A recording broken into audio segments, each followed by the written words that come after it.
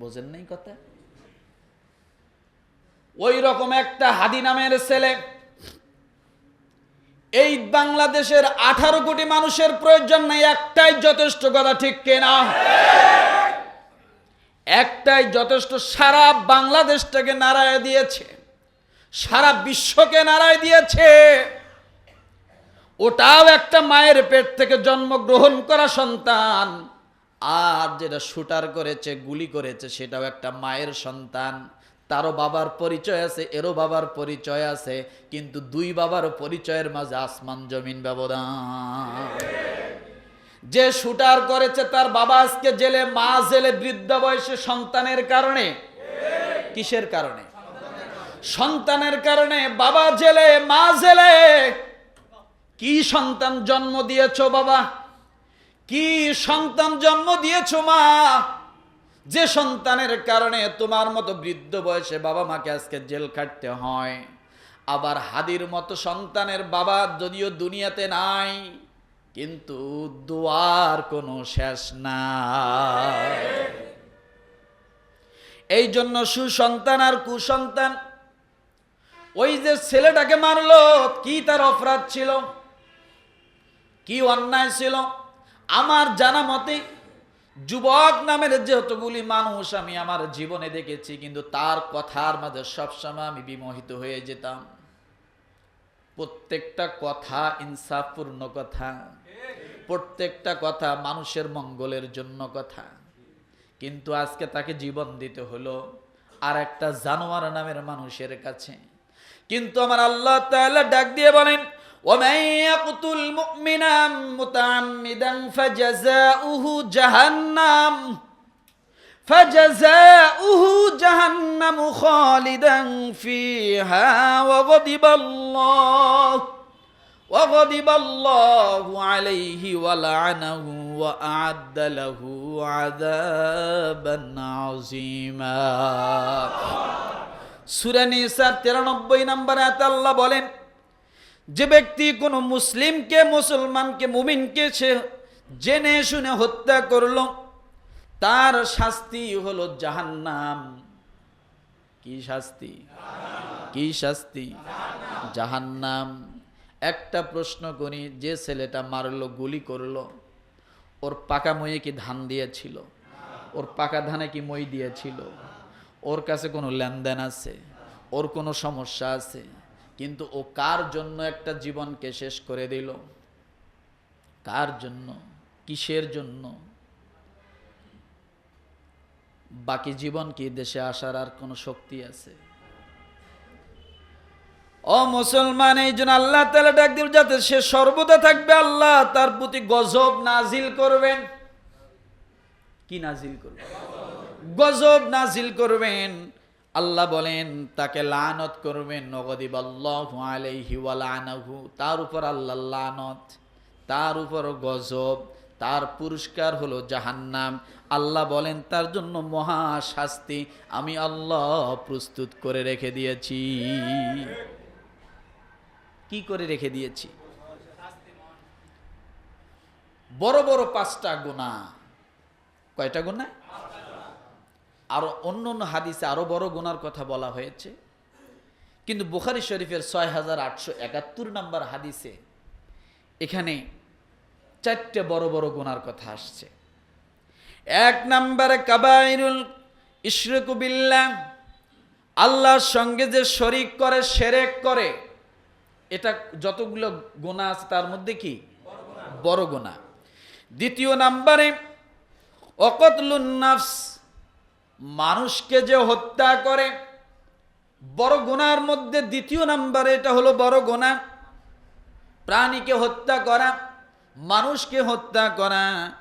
এরপরে বলা হয়েছে ওয়াকুকুল ওয়ালিদাইন, যে সন্তান পিতামাতার অবাধ্য, এটা হলো বড় গুনাহ। কয়টা পাইলেন? কয়টা পাইলেন? শিরক করা, মানুষ হত্যা করা, দ্বিতীয় হলো পিতামাতার অবাধ্য হওয়া, 4 নম্বরে অকৌলুজ জুর, মিথ্যা বলা অথবা মিথ্যা সাক্ষী দেওয়া। এই 4টে হলো বড় বড় গুনাহ। আরো অন্য হাদিসের মধ্যে আরো বড় গুনার কথা বলা হয়েছে। রব্বুল আলামিন ডাক দিয়ে বলেন, ইন তাজতানিবু কাবাইরা মা তুনহাউনা আনহু নুকাফির আনকুম সাইয়্যাতিকুম ওয়া নুদখিলুকুম মুদখালান কারীমা। আল্লাহ ডাক দিয়ে বলে, বান্দারে, এই বড় বড় গুনাহ থেকে তুমি যদি নিজেকে বেঁচে রাখতে পারো, তুমি যদি সাবধান থাকতে পারো, তুমি যদি বড় গুনাহ থেকে দূরে থাকতে পারো, আল্লাহ ডাক দিয়ে বলে তোমার জীবনের যত ছোট গুনাহ হবে আমি আল্লাহ তোমার জন্য ওই বড় গুনাহ থেকে বেঁচে থাকার কারণে আমি আল্লাহ তোমার জীবনের সব ছোট গুনাহগুলো মাফ করে দিব। শুধু তাই নয়, আল্লাহ বলেন ওয়ানুদখিলুকুম মুদখালান কারীমা, সূরা নিসায় আল্লাহ ডাক দিয়ে বলে, ও দুনিয়ার মানুষ, তুমি যদি বড় গুনাহগুলো থেকে বেঁচে থাকো আমি আল্লাহ তাআলা ছোট গুনাহ মাফ করে দিব। এরপরে পুরস্কারটা কি দিব শোনো, ওয়ানুদখিলুকুম মুদখালান কারীমা, আমি আল্লাহ তোমার জন্য জান্নাত তো দিব, কিন্তু যেমন তেমন জান্নাত না, জোড়া তালি দেওয়া জান্নাত না, শুধুমাত্র পাথরের জান্নাত না। আল্লাহ বলেন জান্নাতের মধ্যে শ্রেষ্ঠতম, উত্তমতম, সম্মানিত যে জান্নাতটা আছে আমি আল্লাহ তোমার জন্যই বরাদ্দ করে দিব। তাহলে মানুষ হত্যা, কথা বলেন, মহাপাপ। গভীর খেয়াল করে দেখতে হবে, বুঝতে হবে যে সন্তানের কারণে বাবা জেল খাটে, সন্তানের কারণে মা কোথায়, ওটাও সন্তান, এটাও সন্তান। কি কাজ করে গেল? সত্যের পক্ষে থাকলে মানুষকে আল্লাহ কোথায় উঠায়া দেয় চিন্তা করা যায়। আপনি এই যে বাস্তব একটা জিনিস দেখেন, হক এবং বাতিল, সত্য যতই কষ্ট হোক না কেন, আপনি যদি অটল থাকতে পারেন, সত্য আপনাকে হাজারো গ্লানি, হাজারো কষ্ট, হাজারো জুলুম, হাজারো নির্যাতন থেকে আপনাকে সম্মানিত করবে, যদি আপনি সত্যের পথে থাকতে পারেন। গোলামি আমাদেরকে চেপে বসেছে। গণতন্ত্র এটা পুরাটাই গোলামের ফ্যাক্টরি। গণতন্ত্র কিসের ফ্যাক্টরি? কথা বলে, গণতন্ত্র হলো পুরাটাই গোলামের ফ্যাক্টরি। গণতন্ত্রের ভিতরে আমরা গোলামি থেকে কখনো বাঁচতে পারি না। কেন পারি না? আজকে পারছি বলেন তো? স্বাধীনতা আছে আমাদের। আপনারা এতদিন ১.৫ বছর আগেও মনে করছিলেন, যদি এইটা না থাকতো, এই দল না থাকতো, এই সরকার না থাকতো, এটা না থাকতো, ওটা না থাকতো, তাহলে মনে হয় স্বাধীন হতাম। আসলে কি স্বাধীন হয়েছেন বলেন তো? বরঞ্চ আরো বেড়া জালে বেশি পড়ছেন, আরো বেড়া জালে বেশি পড়ছেন। মুসলমান ভালো করে শোনেন, গণতন্ত্র, গোলামি আমাদের পিছু ছাড়ছে না। দুর্নীতি, মিথ্যা, ধোঁকা, ২ নাম্বারি, চুরি, এটা গোলাম হওয়ার জন্মগত গুণ। গোলাম হওয়ার জন্মগত গুণ কি? মিথ্যা, চুরি, দুর্নীতি, আমানতের খেয়ানত, জোর জুলুম, এগুলো সব গোলামির জন্মগত গুণ। কারণ গোলামি যতদিন থাকবে এগুলো ততদিন থাকবে, গোলামি থাকবে না, এগুলো থাকবে না। বিশ্বাস হয়? আপনি কারো গোলাম নন, আপনি স্বয়ং সম্পূর্ণ। একটা কথা বলি, আপনি স্ট্রেট কাট কথা বলেন, আপনি সত্য কথা বলেন, সত্যের সঙ্গে থাকবেন, দেখবেন মিথ্যারা সবসময় আপনার শত্রুতা করবে। মিথ্যা কি করবে? শত্রুতা করবে। মিথ্যা আপনাকে গুলি করে মারবে, মিথ্যা আপনার প্রতি জুলুম করবে, করবে না? তাহলে আপনি যতক্ষণ গোলাম হন নাই ততক্ষণ পর্যন্ত আপনাকে তাদের দলে নেবে না। যখন আপনি গোলাম হবেন, যখন আপনি সব কথাতেই জি হুজুর, জি হুজুর বলবেন, তখন দেখবেন তারা আপনাকে তাদের দলে টানবে। তো এই জন্য বলা হয়েছে দুর্নীতি, মিথ্যা, ধোঁকা, 2 নম্বরে যত কিছু আছে সব কিছু গোলামি, এটা গোলাম হওয়ার জন্মগত। আমার ভাইয়ে নেতৃত্বর চিহ্ন কি? নেতৃত্বর চিহ্ন হলো সত্যবাদিতা, ন্যায়পরায়ণতা, আমানতদারিতা। এটা নেতা হওয়ার জন্মগত। যে ব্যক্তি সত্যের পথে থাকবে, ন্যায়ের পথে থাকবে, আমানতদারিতার মধ্যে থাকবে, ন্যায়পরায়ণতা থাকবে, সে ছোট হোক বড় হোক, বয়সে কম হোক বেশি হোক সেটা বড় কথা না, সেই নেতৃত্বের স্থানে থাকবে। যার প্রমাণ হাদি। যার প্রমাণ কি? হাদি।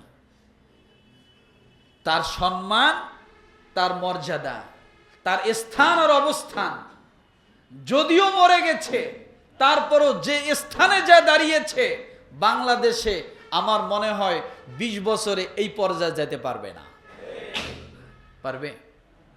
পারবে? এই জন্য বলি যে সত্য এবং ন্যায়পরায়ণতার ভিতরে থাকতে হবে যদি আপনি নেতা হতে চান। আর যদি আপনি গোলাম হতে চান তাহলে আপনার ভিতরে সত্য থাকবে না, ন্যায়পরায়ণতা থাকবে না, আমানতদারিতা থাকবে না। কারণ কোনো না কোনোভাবে কারচুপি করে আপনি একজন নেতা হতে চাচ্ছেন, আপনি একজন এমপি হতে চাচ্ছেন, তাই না?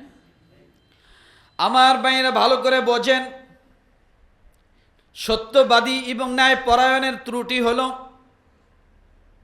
কেন আমি সত্যবাদী হতে পারি না, কেন আমি ন্যায়পরায়ণ হতে পারি না, কেন আমি আমানতদার হতে পারি না? না হওয়ার পিছনের কারণটা কি? না হওয়ার পিছনের কারণ হলো, আমি যখন সত্য একটা কথা বলতে যাব চিন্তা করব এই মেম্বারের, যে আমি এখন সত্য বলবো আমার চাকরি থাকবে কি থাকবে না, এই চিন্তা যখন আমার মাথায় থাকবে কোনোদিন আমার জবান থেকে সত্য কথা বাইর হবে না। বাইর হবে? আমি তো চিন্তা করব যে আমি যদি এখন সত্য কথাটা বলি তাহলে তো আমার আসরে আর চাকরি, আসরের আগেই কবে হুজুর বেডিং গোছান, কথা ঠিক না? তাহলে আমার ভিতর থেকে সত্যটা বাইর হবে? আর সত্য যদি আমি আমার ভিতর থেকে বাইর না হয়, আমি ইমামের যোগ্য না। কিসের যোগ্য না? কথা বলে। ইমামের যোগ্য না। ইমামের অধ্যায় 7টা আছে, যদি আমি বলি তাহলে বলবেন হুজুর বলেন কি এগুলা? 1 নাম্বার, ওই ব্যক্তি ইমামের যোগ্য যার এলেম আছে, ইমান আছে, 1। 2 নাম্বার, ওই ব্যক্তি ইমামের যোগ্য যে পিস্তল চালাইতে পারে, যে রাইফেল চালাইতে পারে, যে তরবারি চালাইতে পারে, যে চাবুক চালাইতে পারে, যে ঘোড়া চালাইতে পারে, যে উট চালাইতে পারে, যে ছোয়ারি করতে পারে, সে যুদ্ধ করতে পারে, ওই ব্যক্তি একমাত্র ইমামের যোগ্য। তাছাড়া নেতৃত্ব দিবে কি করে? এই কোয়ালিটি, এই গুণগুলো যদি থাকে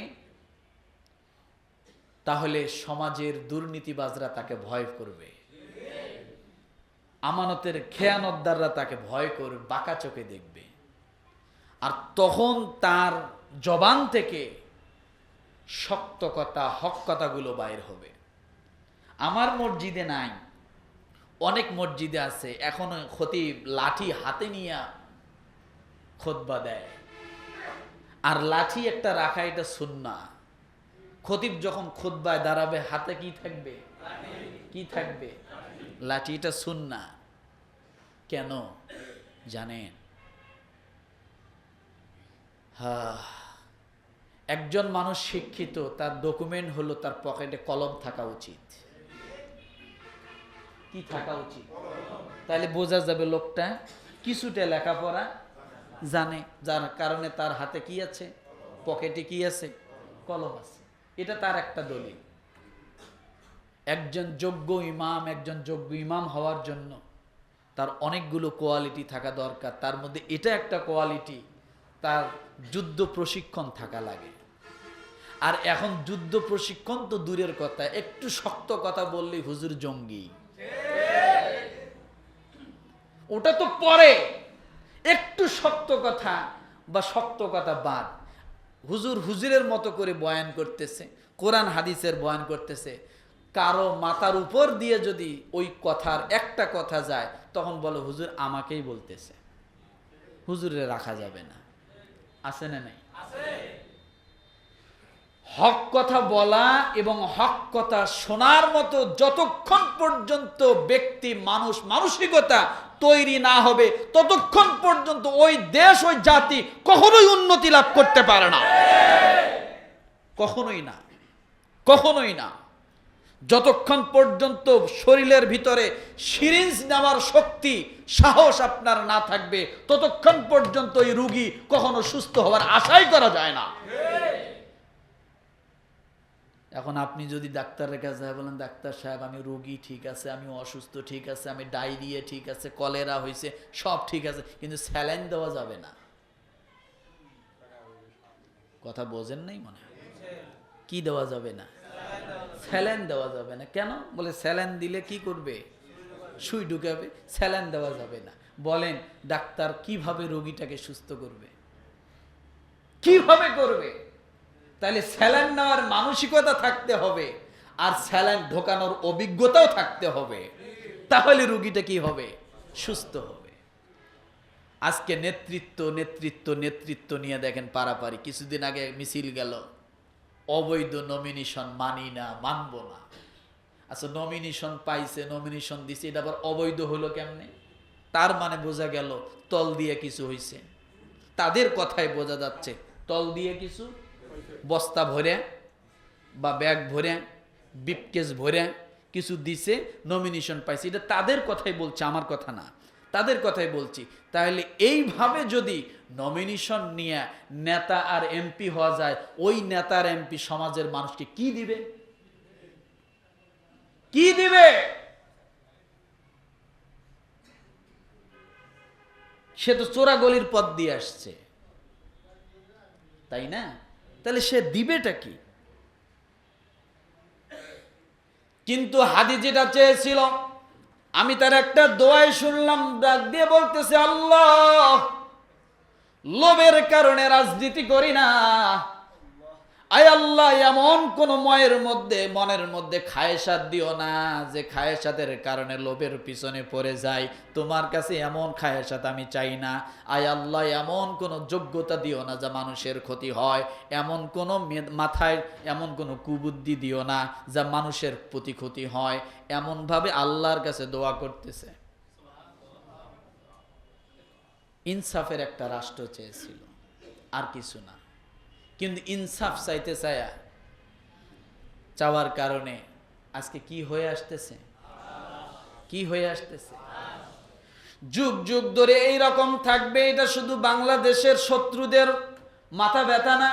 এমন শিক্ষিত যুবক, এমন অভিজ্ঞতা যুবক, এমন সৎ সাহসের যুবক, মেরুদণ্ডওয়ালা যুবক, এমন শক্তিশালী সত্য কথা বলার মতো যুবক যতদিন থাকবে, ততদিন পর্যন্ত হিন্দুত্ববাদী কাফের মুশরিকদের মাথা ব্যথা থাকবে। কথা ঠিক কিনা? এটা শুধু বাংলাদেশের শত্রুদের মাথা ব্যথা না, বিভিন্ন বাহিরেরও এজেন্টদেরও কি আছে? মাথা ব্যথা আছে। আপনি গভীর খেয়াল করে দেখেন, ভালো যারা চাইছে তাদেরকে জীবন দিতে হয়েছে। ভালো যারা চাইছে তাদেরকে কি করতে হয়েছে? জীবন দিতে হয়েছে।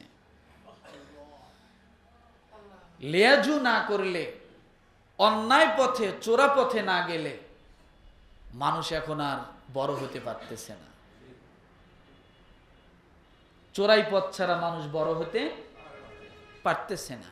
কিন্তু এখান থেকে ফিরে আসতে চেয়েছিল, দেশটাকে এখান থেকে ফিরে নিয়ে আসতে চেয়েছিল, কিন্তু হলো না। তবে মনে রাখেন, যুগ যুগ ধরে এ লড়াই চলবে। এ লড়াই হাবিল কাবিলের ভিতরে চলেছিল। যতদিন দুনিয়া থাকবে সত্য মিথ্যার লড়াই চলবে। যতদিন দুনিয়া থাকবে এইভাবে সত্য মিথ্যার পার্থক্য মানুষের সামনে হবে। কিন্তু এই সত্য মিথ্যার পার্থক্য যদি আপনি আমি ধারণ করতে না পারি, তাহলে আপনার আমার মতো ওইভাবে হাদির মতো জীবন দিতে হবে। এগুলো ধারণ করতে হবে।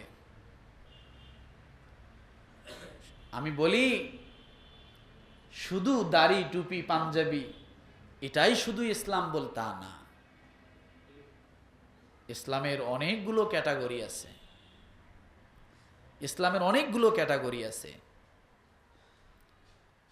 এখন এই নেতৃত্ব কিভাবে আসবে? সঠিক নেতৃত্বটা কিভাবে আসবে? সঠিক নেতৃত্ব পাওয়ার জন্য আল্লাহ তাআলা দুইটা শর্ত দিয়েছেন। কয়টা? কথা বলেন তো, জোরে বলেন।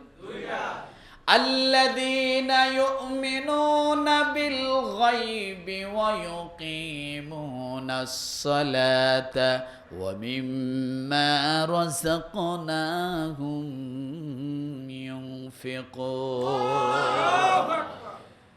দুনিয়াবাসীর জন্য ভালো করে জানেন, আল্লাহ তাআলা যে সিস্টেমে মানুষকে নেতৃত্ব দিতে চান, ওই সিস্টেমের ভিতরে দুইটা সিস্টেম।